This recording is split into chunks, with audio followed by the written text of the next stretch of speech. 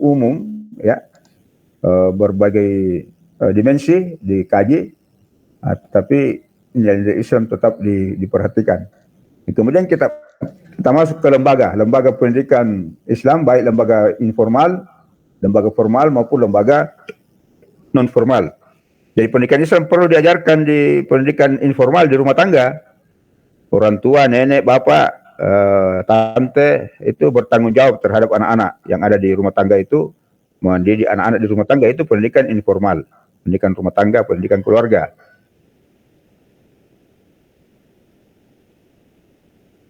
Nanti pendidikan formal itu di sekolah-sekolah. Kita semua sebagai guru, sebagai itu punya tugas utama dan formal. Kemudian pendidikan non formal, ya bapak-bapak, ya para ulama, para kiai, para tokoh masyarakat itu mengembangkan pendidikan di non formal di masyarakat. Itu isi dari makalah kajian tentang lembaga pendidikan informal, formal dan non formal. Nah, kemudian pertemuan ke-13 tentang pendidikan liberal. Ini pendidikan bebas. Bagaimana dikaji itu, apa manfaatnya pendidikan liberal, apa tidak manfaatnya dan seterusnya. Dan nanti kita kaji tentang studi kritis, ya, terhadap pendidikan liberal.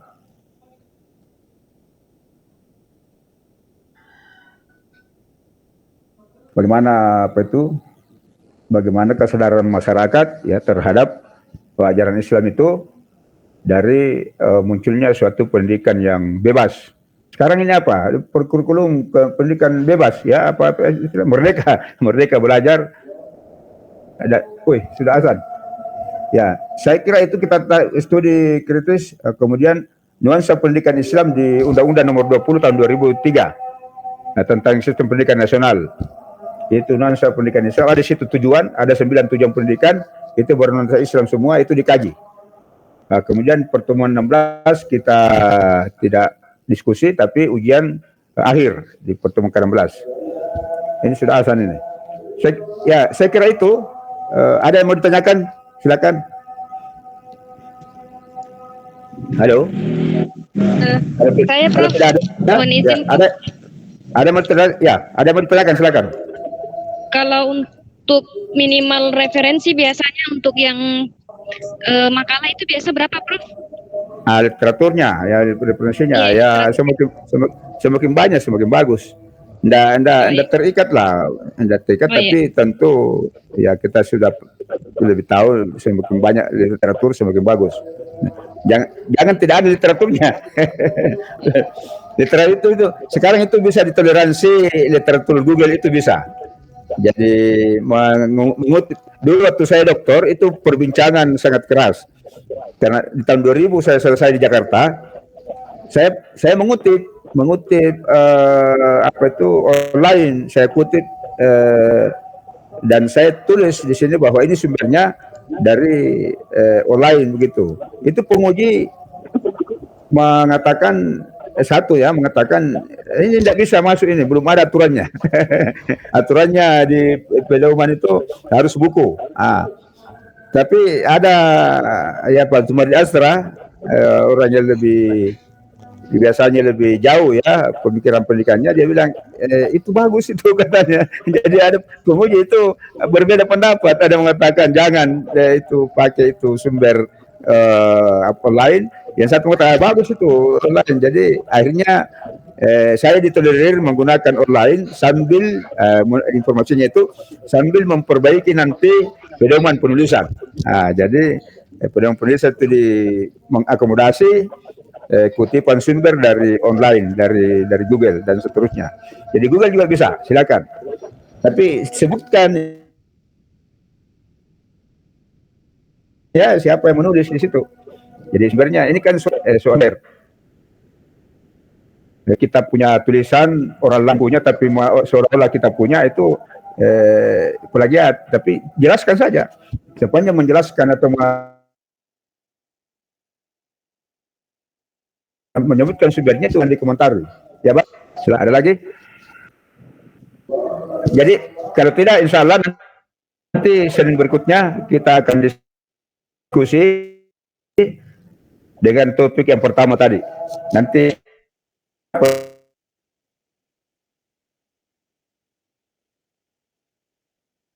Silakan. Siap. Ya, siap. Insya Allah. Ya, apa lagi? Silakan. Ya. Ada ini Prof, untuk waktunya apakah tetap di hari Senin Prof ataukah bisa dipindah ke hari lain?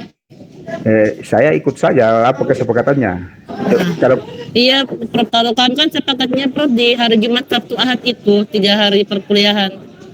Karena kalau hari Senin Prof, karena hari pertama kerja agak ini berbenturan. jadi maunya di kapan? Dari Prof juga milihnya karena kami Saya itu di UIN. Di UIN saya mengajar hari Sabtu jam berapa? Jam 10 sampai duhur. Hari Selasa, Ahad juga saya mengajar.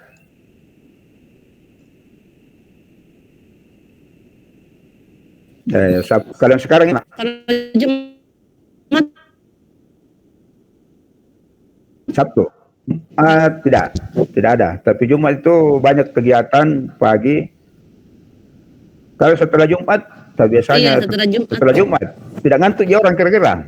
Jadi gimana teman-teman? Harus tidak ngantuk.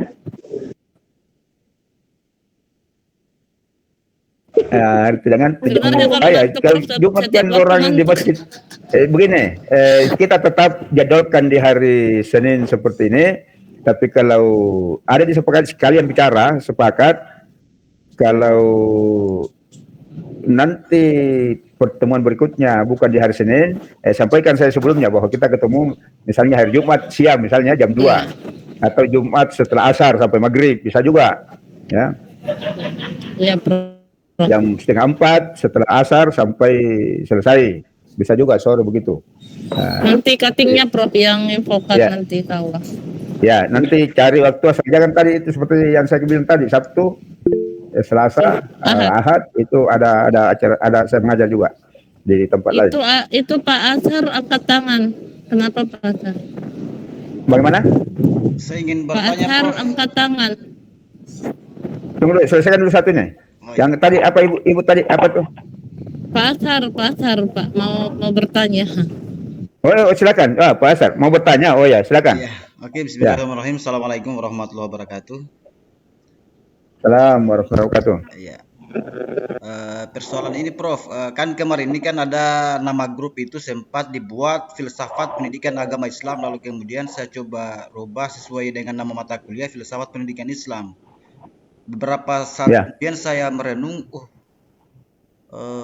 sepertinya kami butuh pemahaman yang lebih dalam lagi tentang pendidikan agama Islam dengan pendidikan Islam ini di sisi apa yang sebenarnya yang mendasar yang membedakan ini Prof? Bagaimana? Perbedaan yang paling mendasar antara pendidikan agama Islam dengan pendidikan Islam, Prof. Ya, nanti pertemuan berikutnya itu di seminar kita akan kaji itu ya. Oh, ya, Nah, di situ nanti kita diskusi. Bukan sekarang diskusinya. Sekarang ini pertanyaannya yang teknis ini. Siap, Prof. Siap. Kalau materi nanti di makalah kita masing-masing mengkaji materi itu. Satu lagi Prof. Jadi nanti, ya silakan. Siapa? Saya Prof. Itu dari judul semua berapa judul ini? Dari sampai 16 poin pembahasan ini Prof. Tadi disarankan dibuat jurnal. Jurnal itu setiap satu pembahasan Prof bisa ya? Ya bisa, silakan saja. Oh, Tapi kan misalnya sekarang mendapat topik siapa mendapat topik pertama. Misalnya yang bertanya siapa ini? Pak Hamsan yang bertanya. Misalnya Pak Hamsan mendapat topik pertama tentang pengertian kan dan ruang lingkup. Kebenaran filsafat contoh Prof. Kebenaran filsafat contoh Prof. Kebenaran filsafat misalnya kita bikin makalah itu setelah kita seminarkan bisa direvisi menjadi suatu artikel yang diajukan masuk ke jurnal. Bisa mata kuliah lain lagi begitu juga yang Pak Hamsan dapat apa topiknya yang didapat bisa. Jadi bisa 6 jurnal dalam satu semester ini.